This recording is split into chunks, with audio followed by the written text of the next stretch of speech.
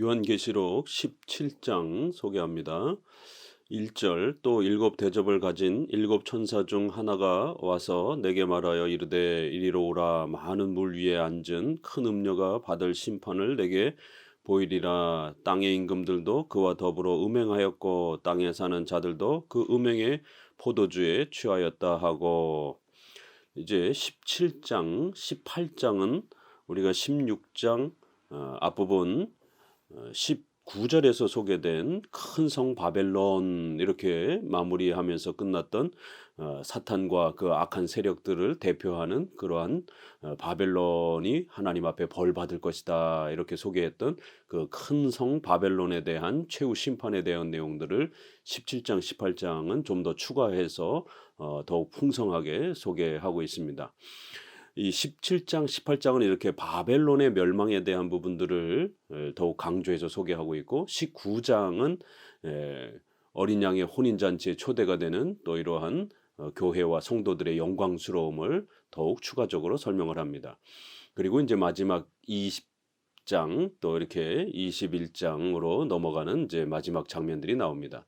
요런 그 추가장에 대한 그 성격들은 우리가 앞서서도 11장, 12장, 13장 이렇게 넘어오면서 그 추가적으로 삽입된 장의 그러한 성격들을 보았던 것처럼, 여기서도 이제 대접으로 끝난 이제 이러한 그 내용 뒤에 좀 더 그 큰 성 바벨론이라고 하는 그 악의 세력들을 조금 더 집중하면서 상세하게 그들의 정체성, 또 그들의 죄악, 그들의 심판의 또 그런 엄중함, 이런 부분들이 보충적으로 더 확대가 되는 것을 볼 수가 있습니다. 이것은 인나팔 대접이 세 번에 걸쳐서 반복적으로 점층 반복법 형태로 계속 확대되고 있다라고 말씀을 드렸습니다. 결국 앞서 언급했던 그러한 악의 세력에 대한 부분들을 이제 대접 이후 끝난 다음에 추가적으로 큰 성 바벨론이 도대체 누구이고 또 그들의 악행이 어느 정도이고 또 그들은 어떻게 벌을 받을 것인가를 추가하는 것이지, 대접이 다 끝났는데 16장과 17장을 전천년주의나 세대주의처럼 너무 또 지나치게 시간의 연속성으로 이렇게 해석해 버리게 되면 이미 16장에서 다 멸망했는데 결국 또 17장에서 이 큰 성 바벨론은 또 도대체 어떻게 살아남아 있는 것인지, 또 어떻게 존재하는 것인지, 이런 부분들이 논리적으로 안 맞는 것입니다.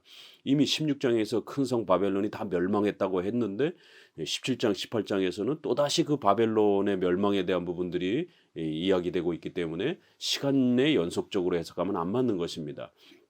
이미 설명한 것을 반복해서 다시 한 번 더 추가적인 그런 형태로 설명하는 이런 방식이 무천년적인 그러한 장로교의 개혁주의의 또 이런 해석의 방법입니다. 이것은 이제 우리가 앞부분에서 12장에서는 이제 창세로부터 타락 이후에 종말까지의 그 거대한 역사를 한 장으로 딱 정리하면서 여자의 후손과 또 그 뱀의 후손의 그러한 싸움, 또 그리고 결국 예수님께서 오셔서 여자의 후손으로 오셔서 사탄의 머리를 깨트리는 이런 거대한 구원의 역사를 한 장으로 이렇게 12장에서 요약하고, 그 다음에 이제 13장에서는 두 짐승을 통해서 바로 사탄과 또 그 하수인 노릇하는 그런 악한 정보와 또 적그리스도, 이러한 또 부분들이 666 이렇게 또 소개가 되면서, 그리고 이제 14장에서는 14만 4천 명으로 소개가 되는 교회의 또 이러한 보충 설명이 따라 붙었습니다. 그런 것처럼 이제 여기에서는 17장, 18장이 그렇게 악한 자의 13장처럼 666으로 표현되었던, 666으로 표현되었던 그 악한 세력들을 큰 성 바벨론으로 다시 한번 설명하는 것이고, 또 14만 4천 명으로 소개되었던 성도들의 이러한 그 영광스러움을 어린 양의 혼인잔치 모습으로 또 그렇게 다시 한번 설명하는 것이고, 12장에서 전체 역사를 간략하게 한 장으로 축약한 것처럼 이제 20장의 천년왕국이라고 하는 그 장면도 12장처럼 창조로부터 타락 이후에 인류 역사 전체가 어떻게 흘러왔는지, 특별히 교회의 역사와 또 그다음에 일반 또 역사, 이 두 역사가 어떻게 하나님의 섭리 통치 안에서 흘러오면서 또 그 속에 사탄의 그러한 악한 영들의 또 활동과 또 이런 부분들을 를 한꺼번에 20장에서는 천년왕국 개념으로 또 그렇게 요약해 주고 있는 것입니다. 그러니까 이제 뒷부분에 17, 18, 19, 20에서 소개되어지는 이제 요런 내용들이 12장부터 13장, 14장 요렇게 소개되었던 추가적 내용과 거의 유사하게 이렇게 소개되어지고 뒷부분에서는 17장부터는 좀 더 아주 풍성하게 반복하고 있는 것을 알 수가 있습니다. 일곱 대접을 가진 일곱 천사 중 하나가 와서 분명히 일곱 대접으로 다 끝났는데 다시 그 일곱 대접을 가진 천사 중 하나가 어느 천사인지 알 수는 없지만 그 일곱 천사 중에 하나가 와서 다시 한번 큰 성 바벨론에 대한 그 사탄과 그 악한 영들과 악의 세력에 대해서 조금 더 풍성하게 이렇게 또 설명하는 그러한 또 예언을 소개를 합니다. 큰 성 바벨론을 여기서 뭐라고 소개하냐면 물 위에 앉은 큰 음녀다 이렇게 표현을 합니다. 앞부분에서는 큰 성 바벨론, 이건 구약에 바로 이스라엘을 가장 핍박했던 그 악의 세력의 대표로 바벨론이었고 그걸 끌어다가 여기서 소개하고 있고, 이건 1세기 당시에 로마를 교회를 핍박하고 있었던 로마 정부를 이렇게 우회적으로 또 이렇게 목표로 하고 있는 것이죠. 그리고 이들은 물 위에 앉은 큰 음녀다 이렇게 표현을 하고 있습니다. 그리고 이제 3장에서는 곧 성령으로 나를 데리고 광야로 가니라. 내가 보니 여자가 붉은 빛 짐승을 탔는데 그 짐승의 몸에 하나님을 모독하는 이름들이 가득하고 7머리와 10뿔이 있으며, 이렇게 해서 이 큰 음녀, 장녀라고도 표현하고 더러운 여자라고 이렇게 표현하고, 그 여자가 한쪽에서는 짐승을 탔다, 붉은 짐승을 탔다 이렇게 말하고, 또 한편에서는 물 위에 앉았다 이렇게 표현을 합니다. 15절에도 음녀가 앉아 있는 물은, 그래서 물 위에 앉아 있는 이런 모습이고, 하나는 짐승을 탄 모습으로 이렇게 소개를 합니다. 그래서 바다, 물에서 올라온 짐승, 이렇게 우리가 13장에서 보게 되면 국가를 상징하는 그러한 국가, 악한 국가를 이용을 해서 사탄이 교회를 핍박하는 이제 이러한 장면들을 이제 여기에서는 큰 악한 세력이 국가의 이러한 또 토대를 이용을 해서 또 그렇게 교회를 핍박하는 그런 모습으로 물 위에 앉아 있다. 바다 위에서 올라온 짐승 이렇게 비슷하게 가는 거고요. 또 붉은 빛 짐승을 탔는데, 그게 결국 13장에서도 물, 또 그다음에 그 바다에서 올라온 짐승, 그래서 물과 이게 짐승이 두 그 주제가 이렇게 함께 소개가 되는 것처럼 여기서는 17장에서는 붉은빛 짐승이다 이렇게 하고, 또 물 위에 앉아 있다 이렇게 표현하면서 거기에 아주 악하고 더러운 그러한 자가 그 악한 국가를 이용을 해서 교회를 핍박하는 이제 이러한 모습으로 보입니다. 그래서 이제 이 17장에서 소개하는 이 악의 세력이 좀 더 구체적으로 과연 무엇일까에 대해서 많은 종교개혁자들의 해석의 접근들이 있었습니다. 결국 악한 여자, 이렇게 음녀 이렇게 표현을 해서 주로 로마 카톨릭의 교황을, 로마 카톨릭 세력을 이렇게 많이 종교개혁자들은 적용했고요. 이 붉은빛 짐승, 또 물 위에, 이것은 국가를 사용하기 때문에 또 그렇게 카톨릭 세력을 등에 업은 그런 국가들 이렇게 또 많이 표현했고, 이제 1세기 당시에서는 로마 국가로 이렇게 좀 더 많이 해석을 했습니다. 큰 성 바벨론은 로마 국가이고, 여기서도 붉은빛 짐승은 또 이렇게 로마 국가로서 또 이렇게 표현되어지는, 그리고 또 큰 음녀는 이제 음녀, 더러운 그 여자와 붉은빛 짐승을 전부 다 로마 국가로 이렇게 또 보기도 하고요. 이걸 조금 나눠서 종교개혁 시대에는 또 이렇게 국가의 힘을 이용하는 그러한 세력, 그 다음에 또 종교 지도자로서의 타락한 교황과 그 사제 그룹들을 또 이렇게 또 표현하기도 합니다. 이런 그 형태로서 이제 사탄이 사용하는 그런 악한 국가, 또 그다음에 악한 종교 지도자, 이게 다 포함되어 있는 13장에서 바다에서 올라온 짐승, 땅에서 올라온 짐승이 여기 17장에서는 그냥 다 혼합적으로 한쪽은 종교 지도자, 또 한쪽은 국가, 이러한 그 모습으로 사탄의 지배를 받아서 교회를 핍박하는 악의 세력으로 이렇게 등장을 합니다. 그 짐승의 몸에 하나님을 모독하는 이름들이 가득하고, 이것도 역시 13장 그 1절에서 보게 되면 그 바다에서 올라오는 그 짐승 모습하고 거의 이렇게 또 유사합니다. 그래서 하나님을 모독한다는 것은 결국 이 힘을 가지고 교회를 핍박하고 짓밟는 그러한 모습으로 등장하는 걸 보게 됩니다. 일곱 머리와 열 뿔이 있으며, 이렇게 13장에서도 7개의 머리, 그 다음에 10개의 뿔 똑같이 표현이 됩니다. 그래서 이건 반복이 되는 것임을 알 수가 있는 겁니다. 4절, 그 여자는 자줏빛과 붉은빛 옷을 입고 금과 보석과 진주로 꾸미고 손에 금잔을 가졌는데 가증한 물건과 그의 음행에 더러운 것들이 가득하더라. 그의 이마에 이름이 기록되었으니 비밀이라, 큰 바벨론이라, 땅의 음녀들과 가증한 것들의 어미라 하였더라.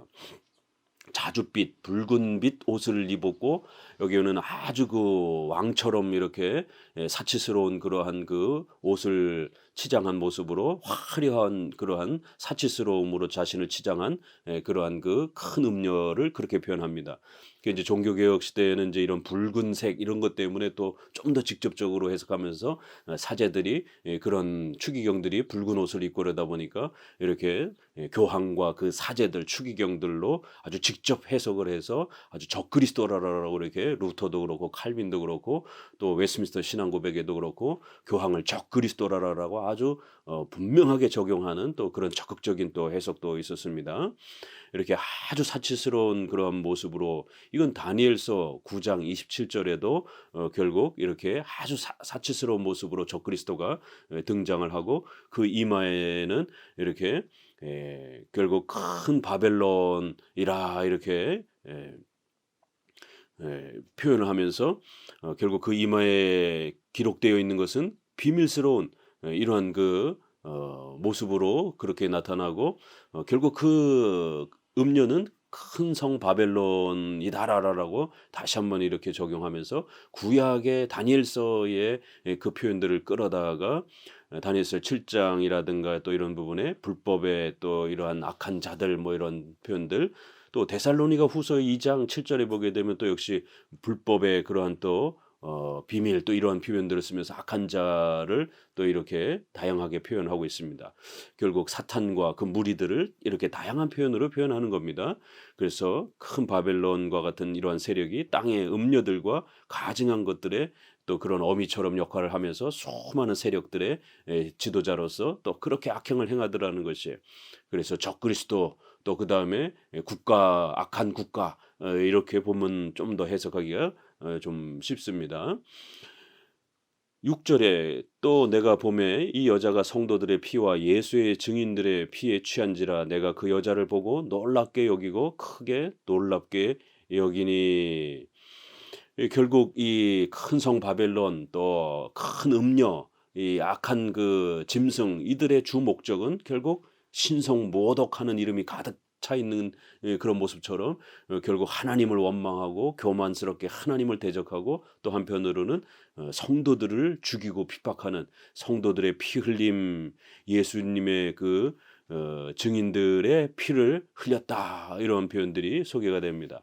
우리가 앞부분에서도 계속해서 또 이런 표현들이 반복이 됐습니다. 악한 세력들이 성도들을 죽이고 교회를 핍박하고, 또 우리가 앞부분에서 42달이라고 하는 또 이제 이러한 그 표현 11장에 42달 1260일 동안 이렇게 두 감람나무 역할을 했던 이 두 선지자가 복음의 사역을 감당하는데, 결국 악한 세력들이 이 두 선지자를 핍박하고 죽이고 피를 흘리고 이러한 그 장면들, 또 우리가 앞부분에서도 얼마든지 또 더 이러한 성도들의 그러한 그 부분들을 6장에서도 이렇게 제단 아래에 있어서 큰 목소리로 불러 이르되 우리 피를 갚아주지 아니하시기를 어느 때입니까? 이러면서 성도들이 피 흘린 그러한 또 고통스러운 모습들을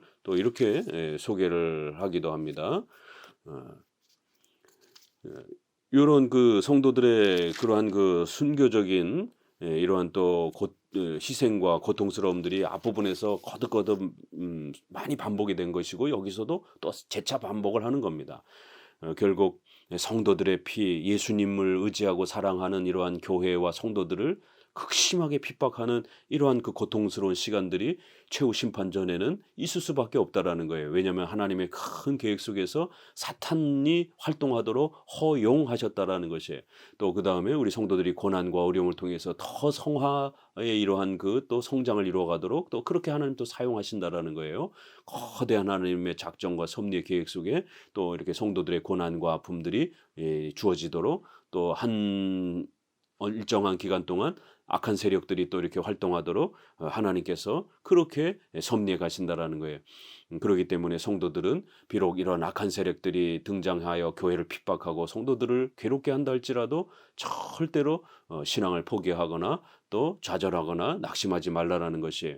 이러한 역사는 우연히 일어난 게 아니라 모든 것이 하나님의 계획 속에서 결국 그 종말에 최후적으로는 그 모든 사탄과 악한 세력들을 멸하실 그 하나님께서 잠시 그들의 활동을 악한 세력들을 잠시 허용하면서 또 다양한 목적으로 하나님의 심판을 더 준비하시고 또 성도들의 고난을 위한 가시 수단처럼 또 그렇게 사용하여 성도들을 더 성화시키는 그런 또 도구로도 사용하시는 다양한 목적 속에서 이렇게 또 잠시 허용되어 있을 뿐이라는 겁니다.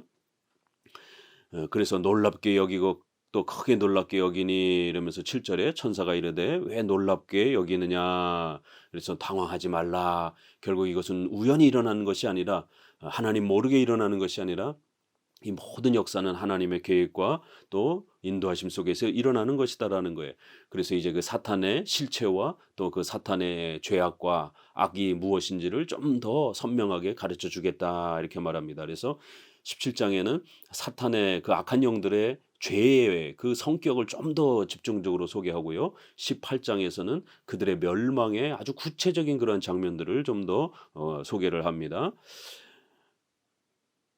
7절에 천사가 이르되 왜 놀랍게 여기냐 내가 여자와 그가 탄 7머리와 10뿔 가진 짐승의 비밀을 내게 이르리라. 내가 본 짐승은 전에 있었다가 지금은 없으나 장차 무저갱으로부터 올라와 멸망으로 들어갈 자니 땅에 사는 자들로서 창세 이후로 그 이름이 생명책에 기록되지 못한 자들이 이전에 있었다가 지금은 없으나 장차 나올 짐승을 보고 놀랍게 여기리라.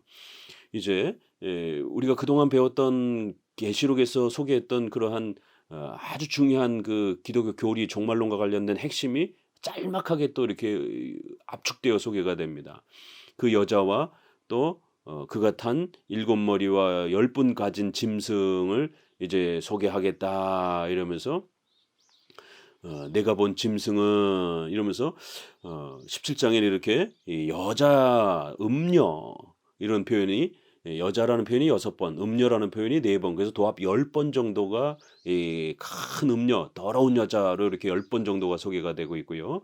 짐승에 대한 표현이 대략 한 8번 정도가 이렇게 소개가 되면서 아주 사탄의 그 실체를 집중적으로 또 사탄이 어떻게 활동하는지를 집중적으로 그렇게 표현해 주고 있습니다. 그래서 이 짐승은 먼저 짐승을 소개하는데요. 그 짐승은 전에 있었다가 지금은 없으나 장차 무저갱으로부터 올라온다. 그래서 이 무저갱이라는 표현도 계시록에서 총 7번 정도 이렇게 소개가 되는데 이 그럴 때마다 뭐 사탄이 자꾸만 이렇게 무저갱에서 올라오는 것처럼 이렇게 표현할 수가 없잖아요. 시간적으로 해석하게 되면 그럼 앞에서 올라왔던 그 사탄과 악한 무리들은 뭐고 또 그럼 뒤에 또 올라오는 무리들은 또 뭐냔 말이에요. 그러니까 이건 계속 반복되는 거예요. 그러니까 사탄의 활동이 아직은 이렇게 허용되었다 이런 거를 마치 저 지옥에서 풀려나서 그렇게 활동하고 있는 것처럼 무저갱으로부터 올라와 멸망으로 들어갈 자니 그래서 이제 결국엔 언젠가는 영원히 그렇게 지옥의 형벌을 받을 텐데 아직은 활동 중에 있다라는 거예요. 그래서 창세 이후로 그 이름이 생명책에 기록되지 못한 사람들은 이 악한 짐승과 큰 음녀의 이 핍박과 유혹 앞에 다 넘어진다라는 거예요. 이 생명책이라는 단어, 계시록에서 늘 즐겨 쓰는 단어입니다. 이건 예정, 하나님 앞에 택함 받은 하나님의 백성들, 하나님의 작정, 예정을 표현할 때 아주 중요한 표현이죠. 변치 않는다 이렇게 해서 돌이나 책에다가 우리 이름을, 성도들의 이름을 기록해 놓는다 이렇게 해서 절대로 하나님의 택함 받은 백성들은 변함이 없다. 하나님이 견고하고 확고하게 보호해 주신다라고 하는 것을 생명책이라고 하는 영원히 변함이 없는 이러한 기록의 성격을 들어서 작정, 예정을 이렇게 표현합니다. 바로 이 하나님의 작정과 예정에 들지 않은 나머지 사람들은 다 넘어간다라는 거예요. 결국 예정된 백성들만이 이 환난 속에서 견고하게 또 그렇게 이 어려움들을 이겨낼 수 있다라는 것입니다. 이 짐승은 이전에 있었다가 지금은 없으나 장차 나올 짐승을 보고 놀랍게 여기리라. 이렇게 많은 사람들이 이 짐승을 보고 놀라게 되는, 왜 놀랍니까? 결국 데살로니가전서 2장, 데살로니가후서 2장 9절에도 보게 되면 사탄이 등장하고 그 사탄이 결국 표적과 이적과 거짓 기적과 이사와 이런 것들로 사람들을 유혹하고 사람들을 그렇게 속인다 이렇게 나옵니다.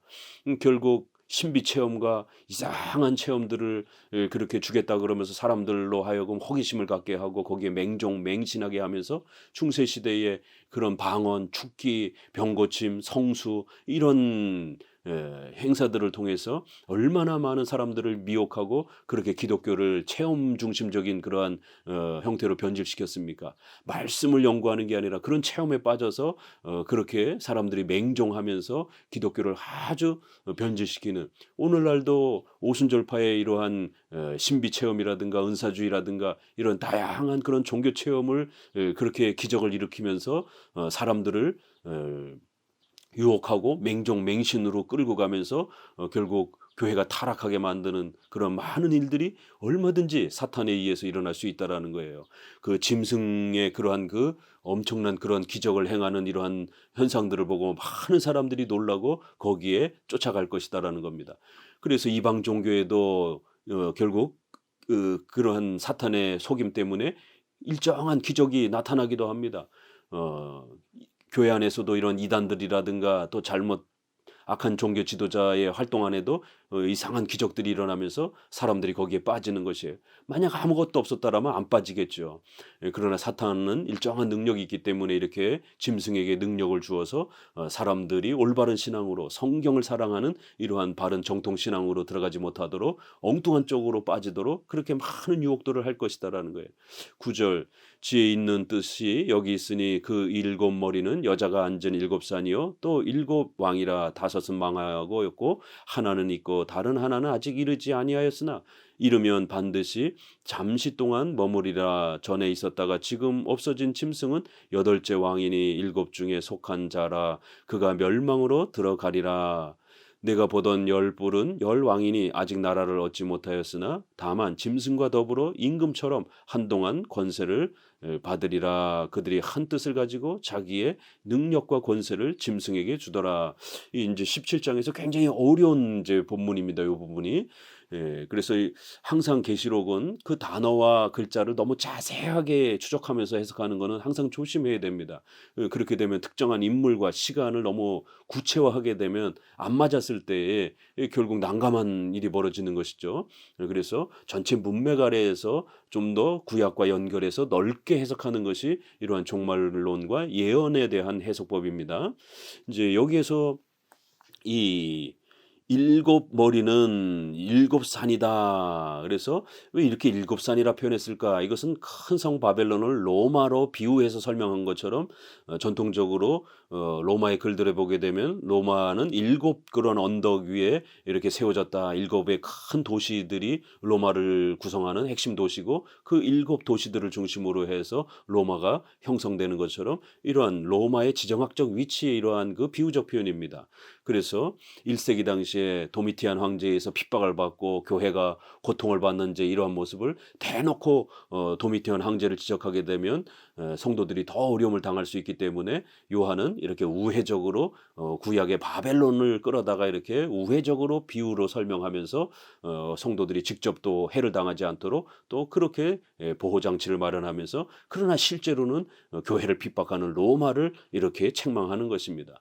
종교개혁 시대 때는 이러한 부분들을 자신의 시대에 또 교회를 핍박하는 그러한 자들로 1세기에는 또 그렇게 적용되도록 해석했고, 또 지금은 역시 교황과 그 악한 정부들이 바로 여기에 해당이 된다라고 또 그렇게 연결해서 해석해 준 겁니다. 오늘 우리 시대에는 역시 악한 세력들이 또 그렇게 악한 적그리스도와 또 악한 국가들을 연결해서 오늘 우리 시대의 교회를 핍박하는 정부와 또 아주 사악한 그러한 종교 지도자들, 적그리스도와 같은 역할을 하는 종교 지도자들에게 또 이러한 해석들을 적용할 수 있는 것이에요.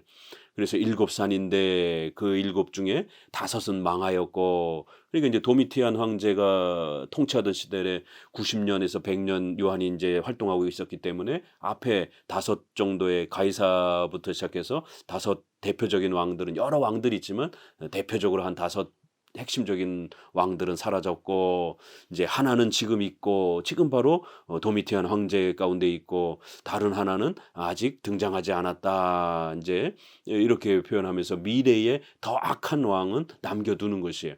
그리고 이제 그 미래의 아주 악한 왕은 이제 가장 사악한 그런 왕으로서 교회를 핍박하는 인물로 이렇게 소개를 합니다.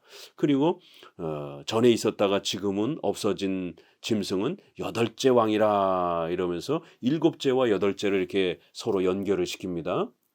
그래서 7 중에 속한 자였는데, 그래서 사라졌다가 다시 등장을 한다라는 거예요. 그래서 이제 이거를 종교개혁자들은 1세기 당시로 보게 되면 네로가 자살을 해서 죽고 결국 사라졌을 때 네로가 베드로나 또 바울과 같은 이러한 가장 중요한 우리 사도들을 죽이는 그런 장본인이 될 정도로 가장 핍박이 심했던 로마 왕입니다. 그래서 네로가 쫓겨나고 자살을 했는데 다시 또 네로가 등장을 하지 않느냐, 이제 이런 또 소문들이 많이 있어서 그 시대의 1세기 당시에 그러한 소문들을 얼마든지 이렇게 이용을 해서 네로처럼 아주 악독한 왕이 또 다시 등장할 수 있다라는 거예요.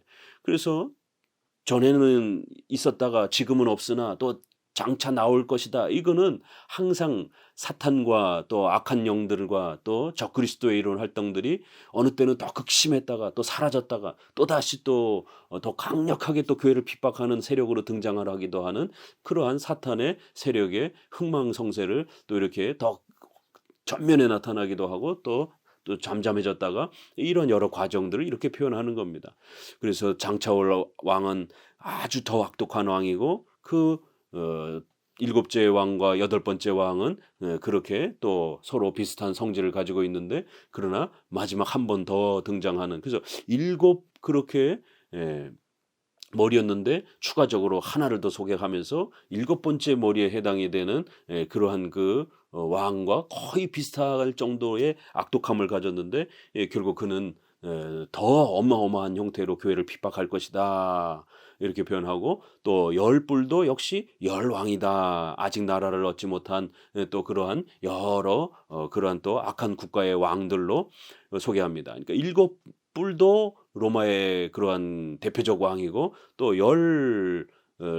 또 그렇게 7머리도 역시 그렇고요. 10뿔도 그렇게 왕권을 가진 그러한 또 지도자들로서 교회를 핍박하는 세력으로 이렇게 표현을 합니다. 그래서 이제 로마의 그러한 다양한 통치권을 행사했던 여러 또 이런 왕들, 또 이제 그 뿔은 이제 뭐 원로원이라든가 또 이제 이렇게 또 해석을 또 조금 더 역사적으로 접근해서 해석해 보기도 하고요. 결국 이렇게 1세기에도 적용될 수 있고 16세기에 적용될 수도 있고 오늘 우리 시대에도 적용될 수 있고 또 미래에도 적용될 수 있는 거예요.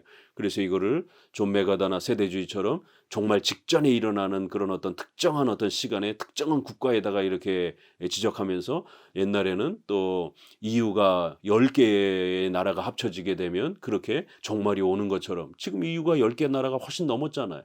그리고 EU가 그러면은 반기독교적인 그러한 나라입니까? 그것도 이제 말이 안 되는 거고, 또 때로는 이제 중국 붉은 용, 그러니까 붉은 것을 좋아하는 이러한 또 중국이라든가 또 소련이라든가 옛날에 이렇게 두 세력을 갖다가 아주 적그리스도의 이런 큰 이 붉은 짐승처럼 또 그렇게 조영규 목사도 해석하고 세대주의 계열에서는 이런 식으로 해석을 했던 것입니다.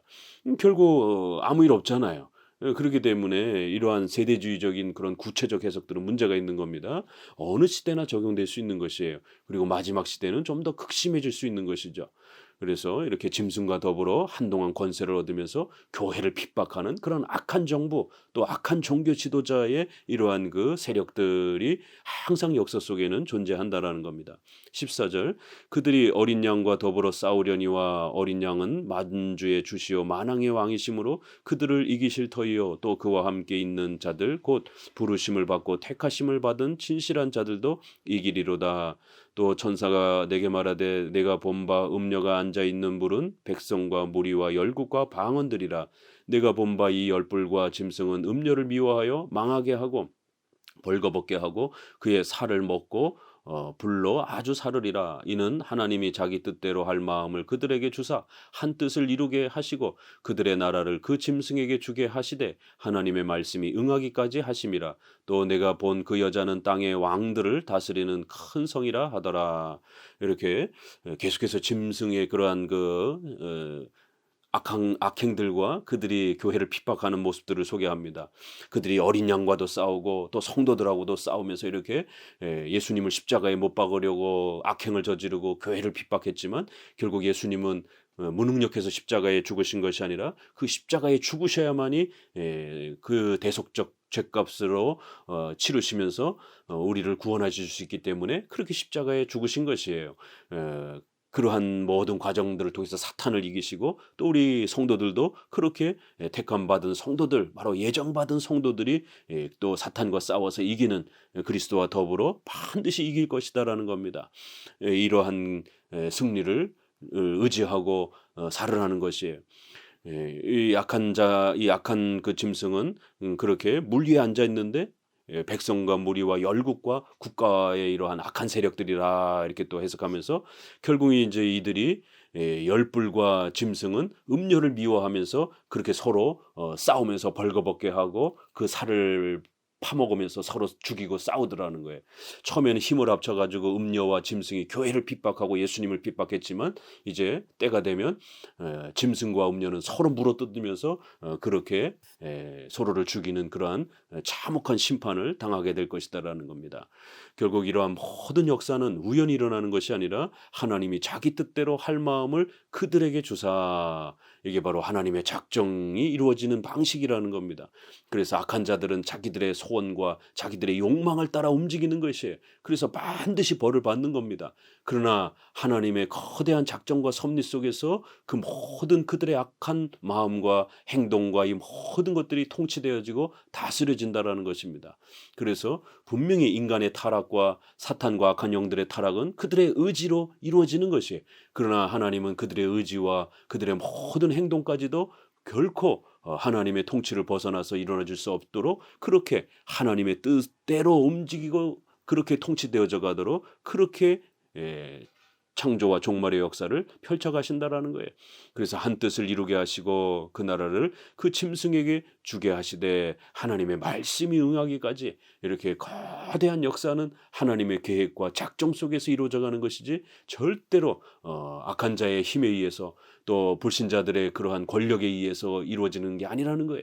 모든 것이 하나님의 전능하신 계획과 신적 섭리와 또 다스림 속에서 이루어져 가는 것이기 때문에 성도들은 두려워하지 말고 전지전능하신 하나님만 의지하면서 우리에게 닥치는 수많은 어려움과 환난들을 하나님보다 더 크게 생각하지 말고 하나님께서 그 모든 것들을 계획하시고 통치하시면서 그렇게 우리 성도들에게 더 모든 것이 합력하여 선을 이룰 수 있도록 그렇게 역사해 가시는 하나님을 생각하면서 참고 이겨내라는 것입니다. 하나님이 도와주실 것이다라는 것입니다. 바로 계시록은 그러한 방식으로 성도들을 위로하기 위해서 용기를 주기 위해서 이런 사탄의 실체를 좀 더 분명하고 선명하게 밝히면서 사탄은 절대로 하나님의 통치를 벗어날 수 없다라는 것, 하나님의 허락을 받아서 움직이는 그런 피조물이라는 것, 그리고 그들의 많은 죄악들은 반드시 그들의 의지로 또 범죄한 거기 때문에 벌을 받을 것이다라고 이렇게 아주 엄중하게 경고해주고 있습니다. 감사합니다.